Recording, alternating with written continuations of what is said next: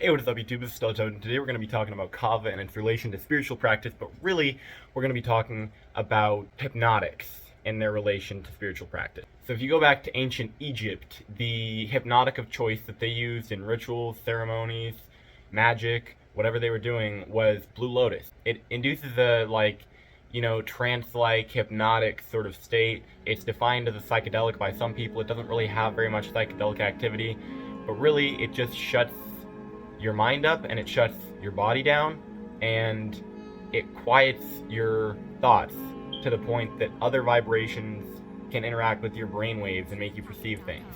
What hypnotics do is they are the least powerful crutch that you can use to enhance your perception of metaphysical interactions. What that means: psychedelics are often compared to an elevator. So they elevate you all the way up to the top floor, and then they bring you all the way back down to this earthly plane. And when you get back down here, after this very short-lived experience, it seems like less than it really is. It seems actually less satisfying. And so the goal of magic is actually to attain that same state of consciousness, that same top floor experience, without using the elevator. That's what the goal of magic is. And what a hypnotic does is it shuts down monkey brain. It pretty much makes monkey brain stop to the point that you really can just focus your thoughts exactly where you want them to be, and if you want to, you can stop thinking to the point that you can hear beings, fields, energies, archetypes communicating with you.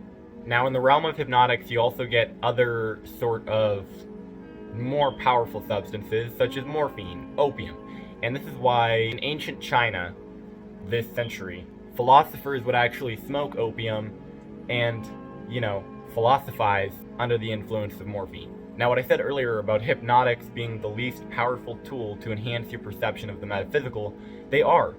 But that doesn't mean that they are not a powerful thing, okay? Hypnotics are a large category of substances that can be very much more harmful than they are good. So really, what we're really talking about is weak hypnotics. Blue Lotus, passion flower, kava kava, skullcap. Another favorite of mine is chamomile. Consumed in mass, it can produce a hypnotic state that completely shuts your mind up. Like you're not thinking anything, you can focus on whatever you want, while also invigorating the body, since technically apigenin, the main psychotropic component of chamomile, is actually a physical stimulant, at least at higher doses.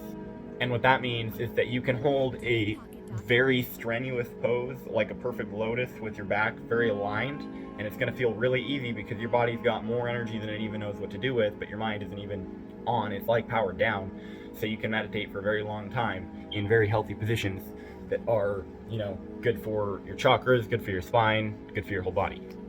Now, you're probably thinking to yourself, okay, so these are a bunch of very weak substances like passion flower, kava kava, Blue Lotus. I've had all those things. They're not really all that hypnotic. They're not that effective. It's because all of the extracts you're getting from Nature's Way, or whatever supplements that you're taking on these things, are bullshit with barely anything in there. And furthermore, digestion is hardly even the most effective way to consume some of these things. Like passion flower or Blue Lotus would probably be better from a tincture or vaporized and inhaled. Okay, but very much, a quick absorption into the body. They're not going to really affect your mind if you're eating them, okay? So that's why people think these things aren't effective. Now, kava kava, if it's not effective, it's probably because, one, it does have a little bit of reverse tolerance. So the first time you have it, it's going to feel much less effective than the third time you have it, or at least I noticed that within myself, okay? And second, you just might not be taking enough, okay? You just might not be taking enough.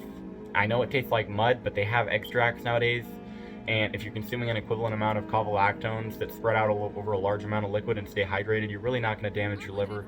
Many of the studies done on that were and are very old and outdated, and there's been other studies to suggest that kavalactones actually don't cause hepatotoxicity.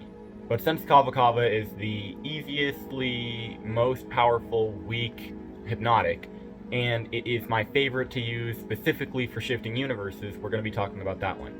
And it's especially good because kava kava is not strictly a hypnotic sort of thing. It's actually very physically dissociative, meaning that when you place your foot somewhere, it doesn't feel like you're doing it. It feels like an automatic movement. It dissociates you from the feeling of your body. When you sit in a chair, it feels clunky. You feel like your head is a box, and you're like this clunky machine. That's what it feels like when you actually get past the reverse tolerance of kava and have a good experience with it and meditate with it, especially, which means it's really good for dissociating from your memories, feelings, and associations within this life to actually associate into a different lifetime. Not that dissociation is the only step. There's many people walking around dissociated that have dissociative disorders or that are on dissociatives, and they're not shifting into parallel universes because that involves fifth dimensional consciousness. But it's much easier to attain that fifth dimensional consciousness when you don't have the monkey mind that will still occur even on dissociatives, which is why that's not like the strict thing. Hypnotics, or weak hypnotic, allows your mind to shut up to the point that you can pick one single goal and think about it ruthlessly. You can pick one position and be in it and ignore everything else, especially with kava. It can make you very comfortable in any position that you're in. And then combined with that weak dissociative effect that it produces, kava can actually allow you to train your mind to get used to this action of dissociate while also focusing into a very specific pattern of existence within the multiverse. Kava is literally like one of the best things to actually get your mind to do all those gymnastics. How about astral projection? Astral projection involves the exact same sort of tools as, reality shifting. So in other words, like, you're still going to need to be able to dissociate from the body, and you're still going to need to be able to focus on one goal. In this case, it's just going to be focusing on staying conscious as your body falls asleep to enter the astral plane. But it's the same tool. So kava is really good for astral projection, and it's really good for reality shifting, timeline shifting. Now, another thing is that it's actually really good for clairvoyance or, perceiving of prophetic messages. That's because it, again, quiets the monkey brain. When your brain isn't telling you stuff constantly talking in your head, you hear. And there's lots of thought waves going around to hear. So kava allows you to stop talking and you hear things. You can hear, voices, sounds. I hear AOL a lot of the time, but you can hear things that are of metaphysical nature when you just get your mind to stop making noise. So I hope you enjoyed this video. If you did, leave a like, subscribe, comment, share, hit the bell notification icon. Goodbye.